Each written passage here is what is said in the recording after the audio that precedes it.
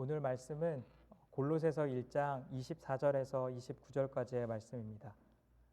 골로새서 1장 24절에서 29절까지의 말씀입니다. 말씀은 제가 한 구절, 여러분이 한 구절씩 교독하도록 하겠습니다.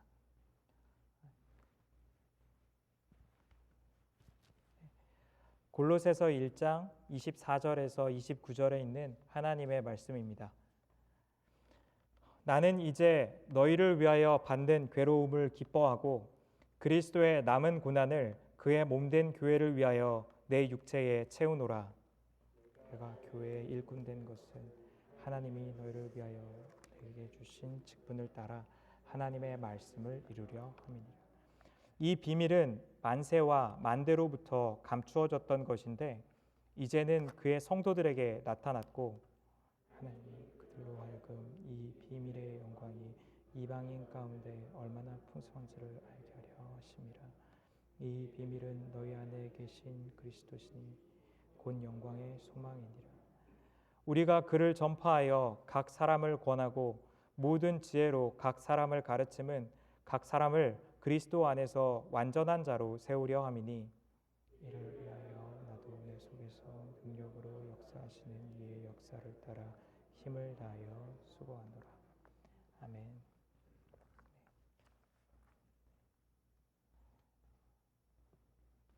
사도 바울은 골로새 교회 가운데 쓴 편지를 통하여서 예수 그리스도가 어떠한 분이시고 그리스도의 사역을 통하여서 하나님께서 어떠한 일들을 이루셨는지에 대하여서 이야기하고 있습니다. 특별히 골로새서 1장 전반부에 해당하는 이 아름다운 찬송시는 예수 그리스도가 누구이신지에 대하여서 증거하고 있고 그분이 만물의 주이시고 모든 만물이 그로부터 났음을 이야기함으로써 그분이 창조의 주님이신 것을 이야기하고 있습니다. 또한 예수님께 하나님께서는 만물의 충만함을 두셨고 예수님 안에 있는 충만함을 통하여서 그 십자가의 피로 이 화평을 이루게 하셨는데 모든 만물이 화평을 이루게 하고 하나님과 원수되었던 우리가 하나님과 평화를 이루게 되었다는 사실을 골로새서 1장을 통하여서 이야기하고 있습니다. 이에 이어서 24절부터의 말씀은 사도 바울이 이 평화의 복음, 충만함의 복음을 알았던 자신이 이 복음에 반응하여서 어떻게 사역하고 있는지에 대하여서 이야기합니다. 첫 번째로 오늘 말씀 가운데 사도 바울이 이야기하는 것은 그가 복음으로 말미암아서 고난에 동참한다라고 이야기합니다. 24절에서 이야기하고 있는 것은 나는 이제 너희를 위하여 받는 괴로움을 기뻐하고 그리스도의 남은 고난을 그의 몸된 교회를 위하여서 내 육체에 채운다라고 이야기합니다. 이 말씀 가운데에서 이제라고 번역되어져 있는 단어는 이 부사로서 사용되어져 있는데 앞에 문단과 뒤에 문단을 연결해 주는 표현을 하고 있습니다. 그러나 이 앞문장과 뒷문장을 연결해 주는 그 이상의 표현들이 나와 있는데 예수 그리스도가 만물의 주이시고 가장 뛰어난 분이시기 때문에 이에 반응하여서 사도 바울이 고난에 동참하고 있다는 것을 이야기하고 있습니다. 고난은 많은 사람들에게 리더십의 부재로 여겨집니다. 어쩌면 사도 바울이 겪고 있는 고난으로 말미암아서 성도들 중 누군가는 그의 사도됨을 의심하였을지 모르고 하나님께서 그를 징계하시는 것은 아닌지 의심했을지도 모릅니다. 어떤 이들은 이 고난이 수치로 여겨졌을 것입니다. 그러나 사도 바울이 증거하고 있는 것은 이 고난이 형언할 수 없는 그 복음의 가치 때문에 예수 그리스도의 그 아름다움 때문에 헌신하여서 그가 고난을 기쁘게 받는다는 것을 이야기하고 있습니다. 많은 사람들은 고난을 피하는 것이 믿음이라고 이야기합니다. 눈앞에 있는 갈등이나 어려움, 고난 등을 기도하여서 하나님의 도우심으로 말미암아서 피해가는 것이 믿음이라고 이야기합니다. 그것이야말로 우리가 정말로 갈망하는 것이고 우리의 기도 제목에서 끊이지 않는 것입니다. 삶의 어려움이 닥치지 않는 것입니다. 관계적인 갈등 가운데 직면하지 않는 겁니다. 교회가 겪고 있는 어려움을 통하여서 내가 힘듦을 경험하지 않는 것이 우리의 열망입니다. 하나님께서 우리의 삶을 도우신다는 것은 우리에게 큰 위로입니다. 하나님께서 우리를 능력 가운데 일으키시고 하나님께서 이 어려움을 지나갈 수 있게 해주시고 혹은 어려움을 피해갈 수 있는 길을 주신다는 것은 우리에게 감사의 제목입니다. 그러나 복음은 어려움을 피해가는 것뿐만이 아니라 고난 가운데에 들어가는 것을 이야기하기도 합니다. 왜냐하면 복음은 우리 삶에 닥쳐 있는 어려움과 고난과 환난과 갈등에도 불구하고 우리가 결코 포기할 수 없는 가치이기 때문입니다. 우리는 때로 이 고난으로 인하여서 육신의 연약함과 마음의 연약함 때문에 두려워하고 염려합니다. 하지만 이 복음의 영광 가운데서 우리가 소망을 얻었기에 이 복음으로 있는 어려움을 경험하면서도 그 길을 포기할 수 없게 되는 것이 바로 복음이 우리의 삶 가운데에 이끄는 인생입니다. 사도 바울이 그러하기에 자신이 너희를 위하여서 받는 괴로움을 기뻐했다라고 이야기하는 겁니다. 마태복음 10장 24절은 제자가 스승보다 높지 못하고 종이 주인보다 높지 못하다라고 이야기하면서 누구든지 예수 그리스도를 따라 사는 사람이라면 예수님을 선생님이라고 이야기하고 그를 주인이라고 이야기하는 사람이라면 그분과 같이 고난과 어려움을 겪어야 한다는 것을 이야기하고 있습니다. 사도 바울이 이야기하는 남은 고난은 예수님의 십자가의 고난이 부족했다라는 것을 의미하는 것이 아닙니다. 예수님의 십자가의 고난은 모든 죄를 사하기에 충분한 것이었습니다.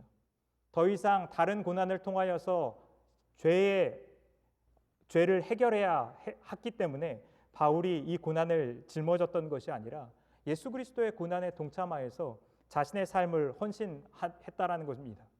주님께서 우리의 주인이시면서도 주님께서 우리의 선생님이시면서도 십자가의 고난을 받기를 즐거워하셨기에 우리 또한 기쁨으로 이 고난을 받는 것이 성도의 삶이라는 것을 이야기하고 있습니다. 또한 복음을 받은 사람은 예수님이 사랑하셨던 것을 사랑하게 되기 때문에 고난을 받습니다. 사도 바울은 24절에서 너희를 위하여 받는 괴로움이라고 이야기합니다. 또한 그의 몸된 교회를 위하여 자신이 고난을 육체에 채운다라고 이야기합니다.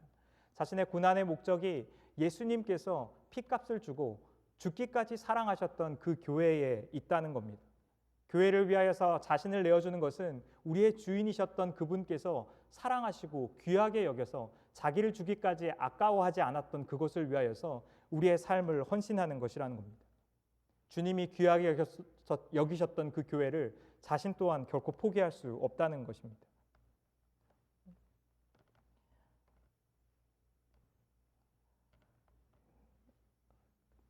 저희 아이가 셋이 있는데 첫째와 둘째가 이제 학교를 다니기 시작하여서 셋째를 데리고 한번 동물원에 간 적이 있습니다. 이제 2살이 된 막내인데 동물원에 늘 아이들을 데리고 가면 기차를 타고 이 동물원을 한 바퀴 돕니다. 아이들이 기차를 타는 것을 좋아하기 때문에 기차를 타면은 반드시 지나야 하는 곳이 있는데 바로 터널을 지나야 합니다. 이 세인트루이스 동물원을 가보셨는지 모르겠지만 그 기차를 타시면 2번 정도 터널을 지나야 할 때가 있습니다. 2살 난 아이에게 이 어두컴컴한 터널이 무서웠던 것 같습니다. 아이는 저에게 터널이 무섭고 터널이 가기 싫다면서 칭얼대기 시작했습니다. 제가 이 2살 된 아이를 꼭 안아주면서 터널이 곧 지나갈 거라는 이야기를 해주면서 이런 마음이 들었습니다. 성도에게 있어서 이 고난과 어려움이 찾아오는 것이 마치 기차를 타고 터널을 지나가는 것과 같다는 겁니다. 어려움이 때로 우리의 삶을 닥쳐오지만 우리에게 분명한 사실은 그리스도의 영광됨이 우리의 앞에 허락되어 있다는 것을 우리는 알고 있다는 겁니다. 이 터널은 잠시 지나가는 것이고 이 어두움은 우리의 삶을 잠시 힘들게 하는 것이지만 하나님께서 우리에게 두신 그 영광되어져 있는 빛의 삶이 우리 삶 가운데에 반드시 우리에게 허락된다는 겁니다. 기차를 마치 가만히 타고 있으면 그것이 지나가는 것처럼 그리스도의 은혜 가운데에 우리가 속해 있을 때에 이 고난의 시간을 지나가는 겁니다. 하나님, 우리의 아버지이신 그 하나님께서 두려움 가운데 떨고 있는 우리의 삶을 위로하시고 도우시고 고난 가운데 우리의 삶을 피할 길을 예비하시고 때로 우리의 삶을 주님의 능력으로 채우시면서 이 시간들을 지나가게 하시는 것이 때로 믿는 자의 삶의 모습과 같다는 사실입니다. 두 번째로 사도 바울은 복음으로 인하여서 자신의 삶이 비밀의 영광에 동참하였다라고 이야기합니다. 25절에서 사도 바울이 이야기하는 것은 하나님의 말씀을 자신이 이루려 했다고 합니다. 자신의 일꾼된 삶을 통하여서 사도된 직분을 통하여서 그가 말씀을 이루려 하였는데 이 말씀이 곧 비밀에 관한 것이었다고 이야기합니다. 골로새 교회 가운데에서는 거짓 교사들이 있었습니다. 그들은 초기 영지주의라고 또 이야기할 수 있고 신비주의자들이라고도 이야기할 수 있는데 신비한 지식을 얻어야지만 구원에 이를 수 있다라는 것을 가르쳤습니다. 이 신비한 비밀은 오직 소수의 사람들에게만 전수되는데 이 지식의 온전함을 발견해야지만 그들이 구원을 받을 수 있다라고 이야기한 겁니다. 특별한 집단에 반드시 소속되어져야지만 이 감추어진 계획 가운데 소속되어져야지만 그들이 구원을 얻을 수 있다라고 그들은 가르쳤던 것입니다. 이들의 가르침은 배타적인 것이었습니다. 이 소수의 사람들만이 허락되어진 것이 구원이었다라고 이야기합니다. 사도 바울은 반면에 이 비밀이 거짓 교사들이 가르치고 있는 것과 다르다는 것을 이야기합니다. 이 비밀이 하나님의 말씀 가운데 계시되어져 있었고 만세와 만대 가운데 감추어진 것이지만 성도들 모두에게 나타났다는 것을 이야기합니다. 특별히 이 27절 가운데에서 이야기하는 것은 이 비밀의 영광이 이방인 가운데에 얼마나 풍성하게 나타났는지에 대해서 이야기합니다. 이방인들은 유대교로 개종할 수 있었습니다. 하지만 그들이 유대교로 개종한다 하더라도 지속적으로 2등급 유대인인 것처럼 취급을 받아야만 했습니다. 그러나 에베소서 3장 6절에서 이야기하고 있는 것처럼 이는 이방인들이 복음으로 말미암아 그리스도 안에서 함께 상속자가 되고 함께 지체가 되고 함께 약속에 참여하는 자가 됨이라라고 이야기합니다. 에베소서 3장 6절에서 이야기하고 있는 것처럼 예수 그리스도로 말미암아서 유대인뿐 아니라 이방인에게도 이 복음의 비밀이 허락되어졌고 복음의 풍성함이 그들의 삶 가운데 충만하게 나타났던 것을 이야기하고 있습니다. 그리스도의 연합함이 이방인과 유대인의 구별 없이 나타났으며 그들 또한 영광의 상속자가 되었던 것을 이야기합니다.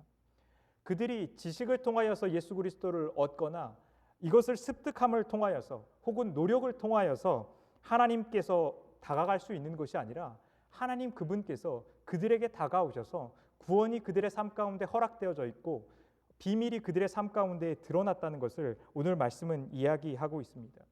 비밀은 우리가 풀어야 할 수수께끼가 아니라 영광의 풍성함을 담고 있는 보물상자가 그리스도로 말미암아 허락되었다는 것을 오늘 말씀이 이야기하고 있는 겁니다.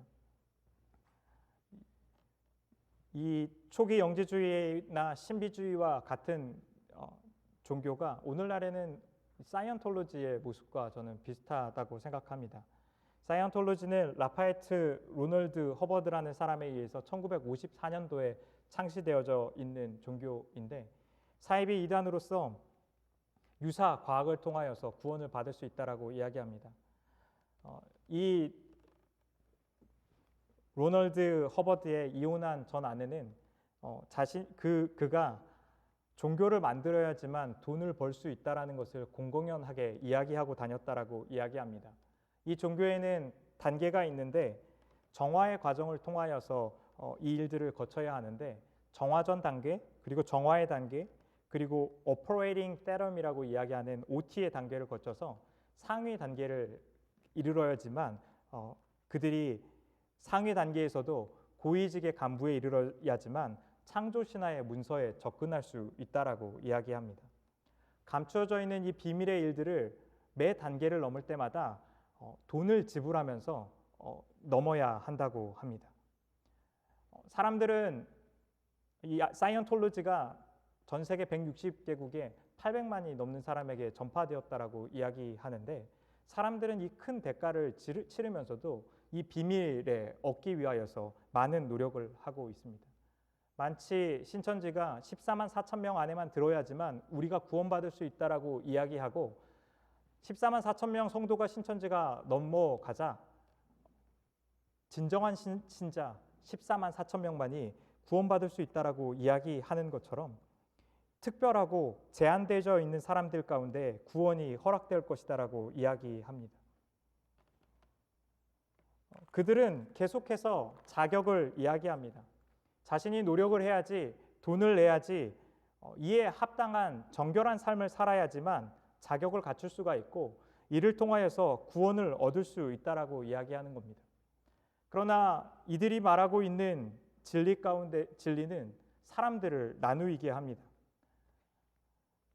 노력을 한 사람, 노력을 하지 않는 사람을 나누고 지식을 갖고 있는 사람, 지식을 갖고 있지 않은 사람을 나눕니다. 그러나 믿음은 자격을 말하는 것이 아니라 우리가 자격 없음에도 불구하고 하나님의 은혜로 말미암아서 구원받았다라는 것을 이야기합니다. 하나님께서 드러내셨던 비밀을 통하여서 우리가 구원받았다는 것을 이야기하는 겁니다.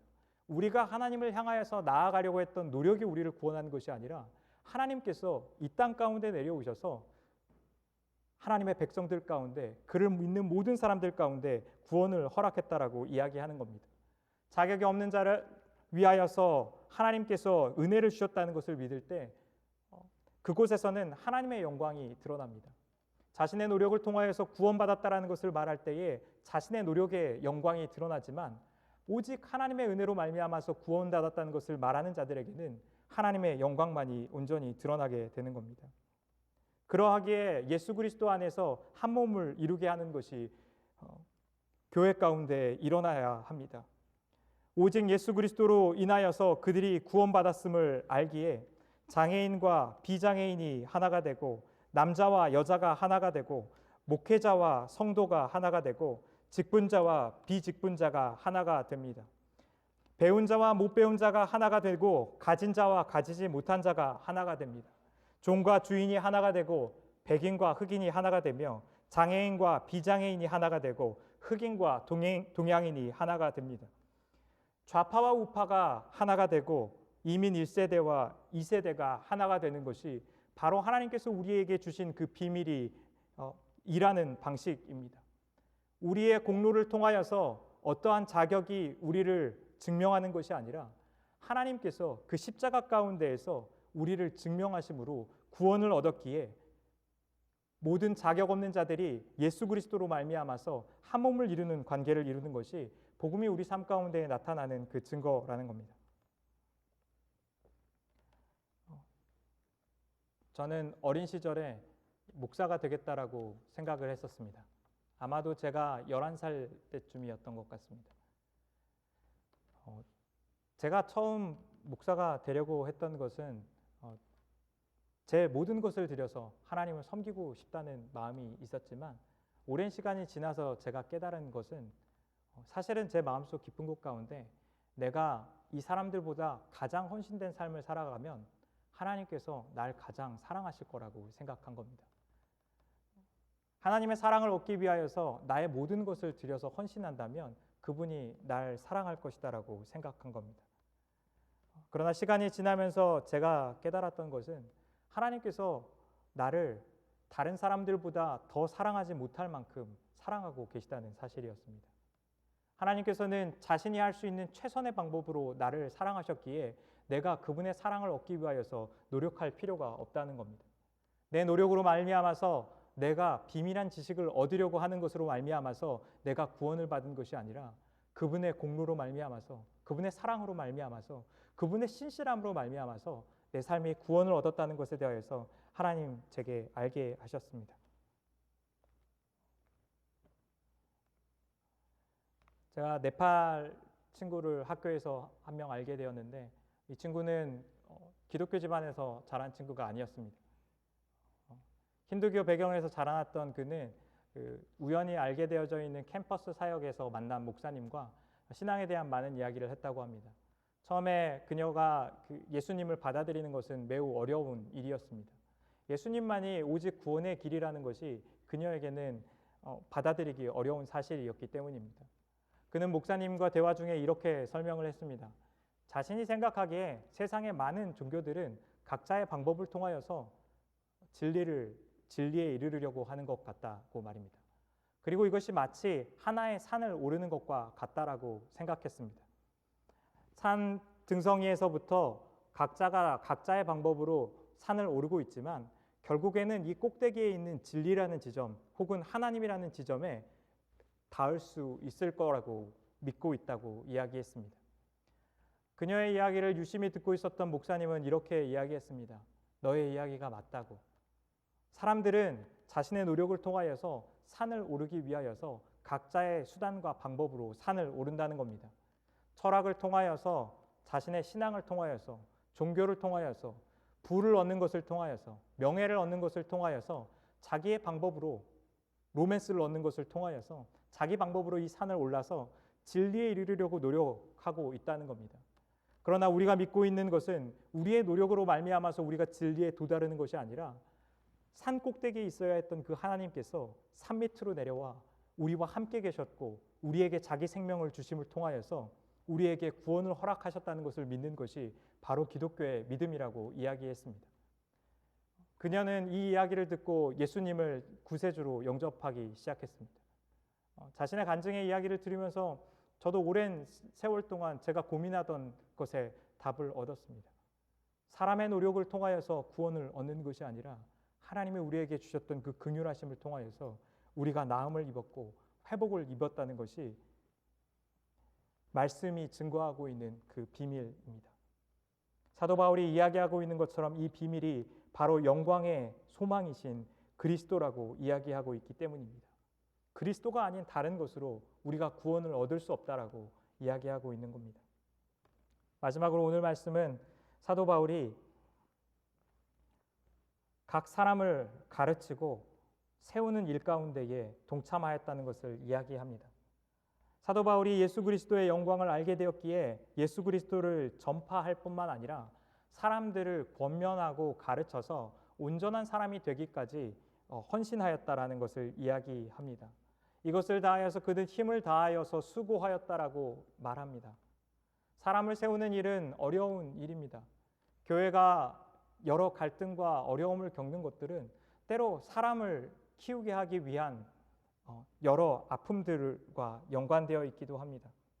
사도 바울은 권면하였다라고 그가 이야기하는데 이것은 경계하여서 가르쳐서 회개하여서 사람의 행위와 태도들을 돌이키게 하는 것을 이야기합니다. 그는 가르쳤다라고 이야기하는데 이것은 믿음과 교리와 결부되어 있어서 사람의 지성과 이성을 통하여서 하나님의 말씀을 납득시키고 이해시키는 것을 이야기하고 있습니다.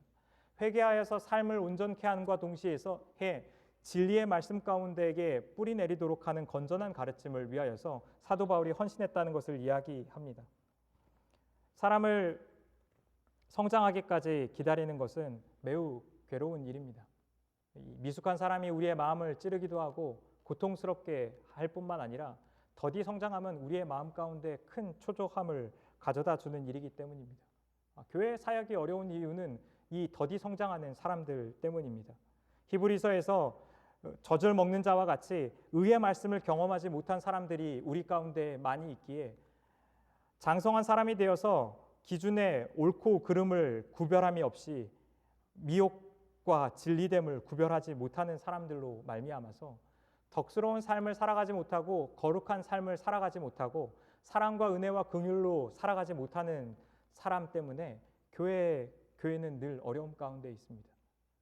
늘 이 미숙한 사람들을 인내하고 견뎌주는 사람들이 교회에는 늘 부족하기 때문입니다. 그러나 말씀의 진리가 우리에게 말하는 것은 우리가 그 미숙하고 하나님의 진리를 알지 못하였으며 그분의 사랑으로 사랑하지 못하였고 긍휼함과 신실함을 가지고 있지 않은 자가 우리였다는 것입니다. 우리는 주를 위하여서 고난을 받는다라고 이야기하면서 사실은 우리 연약함과 실수와 잘못으로 만들어내어져 있는 이 고난의 탓을 하나님께로 돌리기를 즐거워하는 사람들입니다. 우리는 자기 노력을 통하여서 구원받았음을 당당하게 이야기하고 내가 얼마나 괜찮은 사람인지를 의기양양하게 드러내기를 즐거워하는 사람이었지만 하나님께서 우리를 긍휼하게 여기셔서 우리를 참고 인내하시며 우리를 향하여서 하나님의 신실하심을 거두기를 그치지 않으셨기 때문에 우리가 여기까지 온 것이라는 사실입니다. 하나님의 은혜로 말미암지 않고서는 우리가 거룩함 가운데 서지 못하였을 것입니다. 그리스도 안에서 완전한 자로 세우려 한다라고 말씀하셨던 것처럼 그리스도께서 그분의 사랑과 긍휼하심과 자비하심으로 우리의 삶을 인내하시고 세우시지 않았다면 우리 중 어느 누구도 지금과 같은 모습으로 서지 못하였을 것이라는 사실입니다. 예수 그리스도께서 우리를 초대하시는 것은 주님께서 우리를 인내하셨던 것처럼, 주님께서 우리를 포기하지 아니하셨던 것처럼 그리스도의 사랑으로 우리가 서로 사랑해야 한다라고 말씀하십니다. 서로 인내하여서 그들이 거룩하고 장성한 분량에 이를 때까지 포기하지 않는 관계가 교회 가운데 나타나야 한다라고 말씀하고 있는 겁니다. 하나님께서는 29절에 말씀하신 것처럼 능력으로 역사하실 것입니다. 고난을 받기를 싫어하고 자기를 증명하기를 즐거워하는 우리 가운데, 사람들을 인내해주고 참아주기를 싫어하는 우리 가운데에 그분의 능력으로 말미암아서, 그분의 사랑으로 말미암아서, 그분의 성실로 말미암아서, 그분의 은혜로 말미암아서 우리가 그리스도의 장성한 분량으로 예수 그리스도의 성품을 드러내기까지 그분께서 쉬지 않으실 것입니다. 그 예수 그리스도의 사랑 안에 있는, 십자가 안에 있는 능력을 날마다 맛보아서 하나님의 은혜의 풍성함을 날마다 경험하는 그 은혜가 한인 장로교회 성도님들 가운데 있기를 주님의 이름으로 축원드립니다.